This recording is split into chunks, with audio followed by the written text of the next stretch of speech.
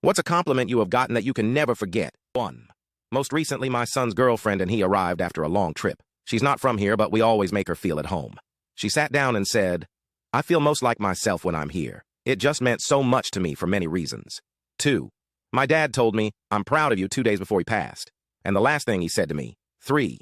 Asian hairdresser. "You look like Leonardo DiCaprio, when he fat." And then she did this chipmunk cheek thing. 4. I was sitting outside a bar with some friends, and this cute girl walked past, bopping to some music in her headphones.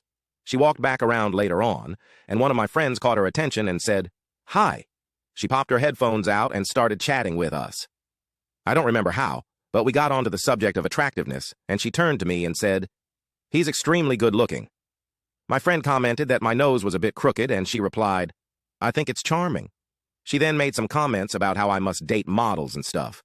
I was overwhelmed because I had never been told that I was good-looking before and always had self-esteem issues as a result of my looks. 5. My dad and I do not get along at all. Vastly different worldviews. But once a few years ago, he said, "I'm really proud of you. You're so much braver than I've ever been. I don't know where you got it from. I think about it whenever I'm feeling anxious about a big decision." 6.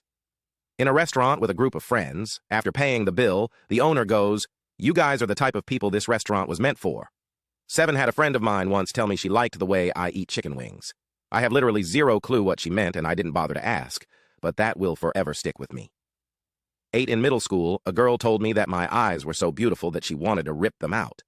I was shook and have been waiting 20 years for another compliment from a girl that's nearly half as romantic. 9. My supervisor once told me, "You have no idea how valuable you are to this organization." 10.